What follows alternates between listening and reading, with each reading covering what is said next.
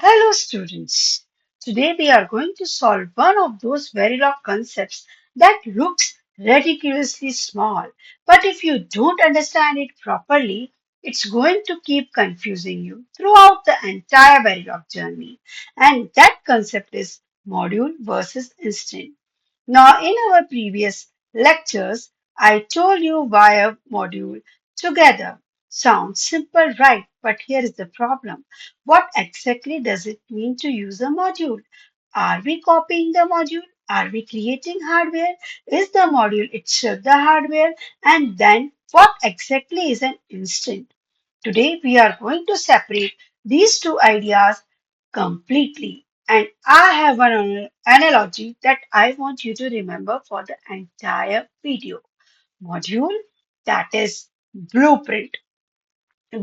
Think about this blueprint, instant actual copy made from that blueprint. If that clicks, today's entire topic becomes easy. So let's start. First, quick recap. In our previous discussion, we kept saying grab a module. But what does that actually mean? Because technically, there are two different ideas hiding inside that sentence. Number one, the module, the design itself. Number two, the instant one specific use of that design. And today we are going to split these apart. We are also going to see the actual Verilog syntax for creating an instant. So by the end, you will see something like full adder U1. You shouldn't stare at it and think, what is this alien language? You should immediately understand full adder is the module, U1 is the instant. That's where we are heading. Here is the most important slide of the entire video. One is the design, the other is a thing. Let's take the module first. A module is like a data sheet. It tells us what the design does, what are its input, what are its output, what logic does it perform, what behavior does it have. So the module is basically our design description. Now comes the instant. An instant is one specific use of that module inside another design. Think about an IC. You might have a particular chip setting on a PCB. That's one physical occurrence of that design. So remember, module design definition, instant specific use of that design. And here is a really important part. You can define a module once and use it many times. You don't consume the module when you instantiate it. It's reusable. That's the entire power of modular design. The PPT frames the distinction as module equals to datasheet, object design, and instant equals to specific independent use. Now let's make this super intuitive. Imagine you are an architect. You design a house, you create the blueprint. The blueprint contains where is the bedroom, kitchen, doors, where are the windows. Now, does the blueprint itself mean you have built the house? No, it's just the design. Same thing in Verilog. Suppose I write left hand side, you can see module full header A, B, C, sum, C out. What have I done? I have defined a full header design. I have basically given Verilog the blueprint. The full header has input ABC in, output sum, C out. And the module tells us what this block is supposed to do. But here is a key point, simple writing. Module full header does not mean I have suddenly placed a physical full header chip on my desk. I have designed the full header module. I have told the tools that is what a full header is, and now I can reuse it. The Now let's flip the idea.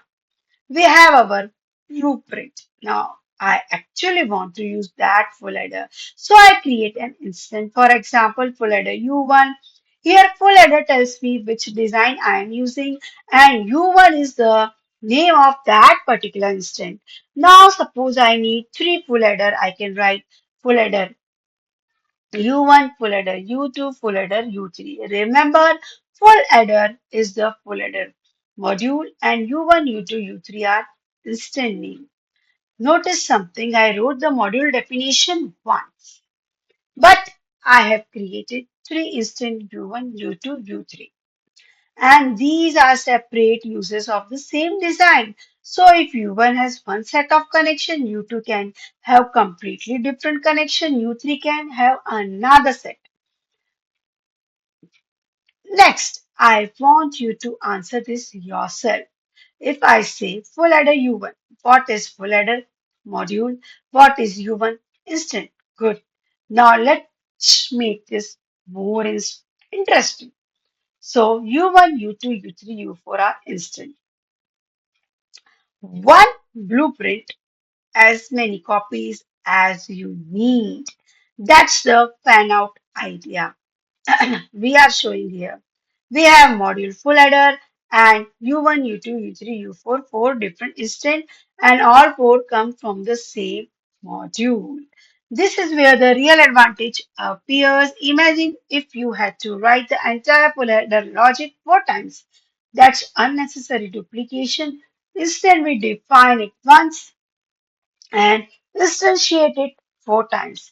This is one of the fundamental ideas behind reusable hardware design. Define once, reuse many times. So now enough analogy. Let's actually write Verilog. First, our module definition, module full header, A, B, C in, sum, C out. Input A, B, C in, output sum, C out, and module. This is the definition. We are telling Verilog what full header is. Now, somewhere inside our top module, we want to use it. We write on the right hand side, you can see full header U1, A, A0, B, B0, C, sum 0, C out, C1. Now we are instantiating the module. Full header is the module type.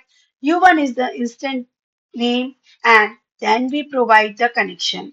Here is something important. The instant name is not optional. Every instant needs an identity. Think about components on a PCB. You might have U1, U2, U3, same idea. The name tells us which particular instance are we talking about. The syntax and the importance of the instant name are explicitly shown here. Now we have another important concept. How do we connect the ports? There are two common approaches. First, positional mapping. On the left hand side, you can see positional full header U1, A0, B0, C, sum 0, C1. And the second, named mapping. On the right hand side, you can see folder U1, A0, B, B0, C, C, sum 0, C out, C1. Now, in positional mapping, order matters. First signal go to first port, second signal go to second port, third signal go to third. So if you accidentally swap two signals, Verilog may still accept your code, but your hardware behavior could be wrong.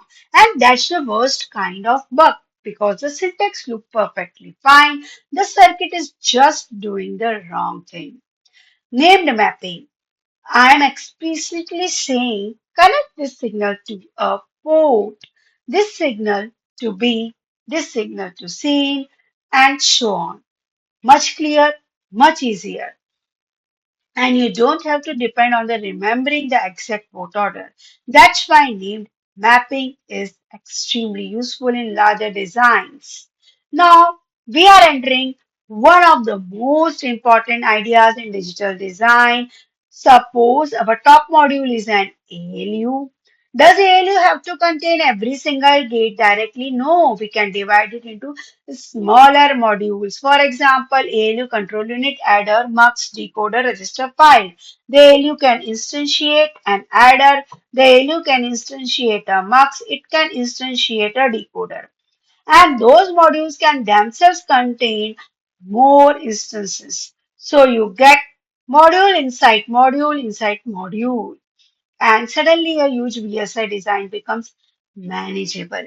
This is hierarchy. And notice something beautifully. What we talked about conceptually in the previous video, top-down and bottom-up design, is now becoming actual Verilog code. Now, let's put everything together. In this example, this is where I want you to stop thinking about definition and start thinking like a hardware designer. We want to build a 4-bit ripple carry adder. A 4-bit addition needs 4-bit positions, so we can use 4 full adder instead of defining 4 different full adder module. We define one full adder FA0, A0, B0, 1 tick P0, sum 0, C1. That's our first instant. Then full adder FA1, A1, B1, C1, sum 1, C2. Notice what's happening. The carry generated by FA0, C1 becomes the carry input of FA1, then full adder FA2, then full adder FA3. So visually you can see this full adder, full adder, full adder and full adder. So FA0, FA1, FA2 and FA3. That's why it is called a ripple carry structure. The carry ripples from one full adder instance to next. And now here is the key question. How many full adder module definition did we write? One. How many instant did we create? Four. That's module versus instant in a real circuit. The 4 instant ripple carry example and carry chain connections are directly presented here. Now your turn. I show you full adder FA0, full adder FA1, FA2, FA3. Tell me how many module definitions and how many instances. Comment below your answer in the comment box. Now, there are common mistakes, so you have to stop making that. I wrote full adder once, so there is only one full adder. No, each instantiation is a separate use. The instant name is optional. No, every instant needs a name such as UA1, U1 or FA0. Positional mapping is always safer. No, named mapping is often easier to read and review.